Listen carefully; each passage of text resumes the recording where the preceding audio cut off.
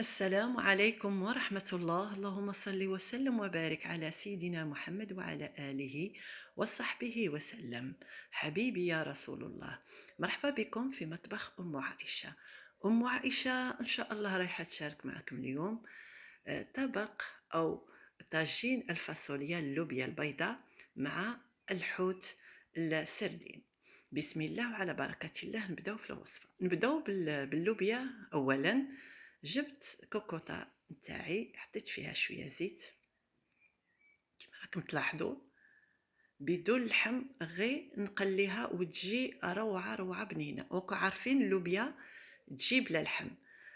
حطيت البصل تاعي المقدار اللي كتبوا مولانا مع شويه ثوم ونقلي.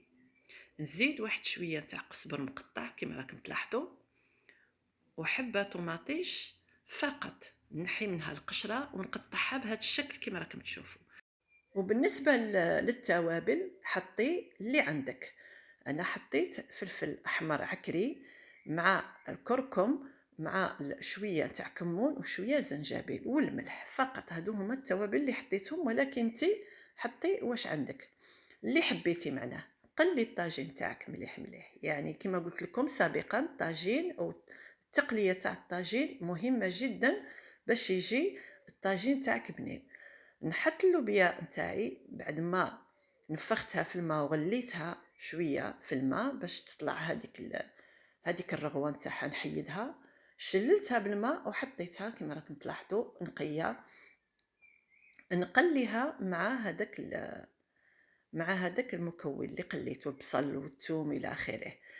هنا اللوبيا باش تجيك زينه مليح ولا بنينه قليها شويه مع المكونات، تقلى شويه في الطاجين. من بعد مرقي بالماء السخون. الطاجين تاعك كي تقليه ما تمرقيش بالماء البارد، يعني يجيك مش مليح. قليه دائما دائما وابدا، قليه بالماء السخون، الماء الحامي. قلي الطاجين تاعك كي تقليه. هذا هو. هنا حطينا الماء السخون تاعنا ونبلعو على الكوكوطه تاعنا ونخلوها. نجو للسمك تاعنا الحوت السردين. جبت مقدار نتاع سردين، نقيته مليح، يعني نظفته مليح، نحيت منه العظام هذوك الوسطانيين.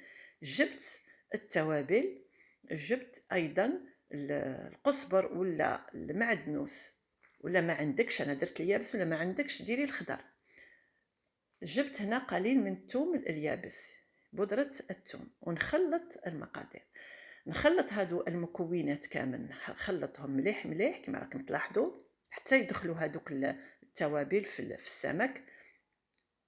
بينما التوابل اللي حطيتهم في السمك كمون وكزبره او كزبره ناشفه يابسه مدقوقه وشويه ملح فقط.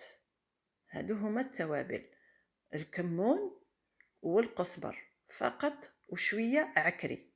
راني نسيت ما قلت لكم شويه فلفل البارد، الحرور البارد المدقوق اليابس، يعني نقولوا له هنا في الجزائر عكري. نجيب الحوت تاعي، شوفوا كيفاش راه منظف، نحيت له العظام. نديرو في شويه سميد لا بغيتي ولا حبيتي ديري السميد المتوسط ولا الرقيق كامل. انا درت الرقيق. نديرو في شويه سميد ونحطوه في الطاجين تاعي ولا في المقله ولا اللي عندك. كما راكم تلاحظوا هاد الكيفيه، كما قلت لكم هاد الكيفيه تاع السمك انا معتمده عندي دائما. السمك نطيبه بهذه الطريقه، صوف السمك اللي تقليه ولا اللي ديريه في الفرن الى اخره. كاين عده وصفات بالسمك، ولكن هذه الطريقه طريقه سهله وطريقه تجي مليحه ما تشربش الزيت. هنا كما راكم تلاحظوا درنا شويه الخبز تاع الدار ولا الخبز العربي ولا كما تحبوا تقولوا. انا درت هاد اللوبيا. كما راكم تعرفوا اللوبيا تجي مع خبز الدار توب توب توب. كما قلت لكم درتو بهذه الطريقه. اولا قلت لك ما تشربش الزيت، تجي بنينه وتجي كذلك طيب في البخار، تجي طريه طريه، ما تجيش قاصحه كي تعودي تاكليها. وهنا كما راكم تلاحظوا نزيد شوية زيت، غير شوية ما تكتريش على الوجه فقط.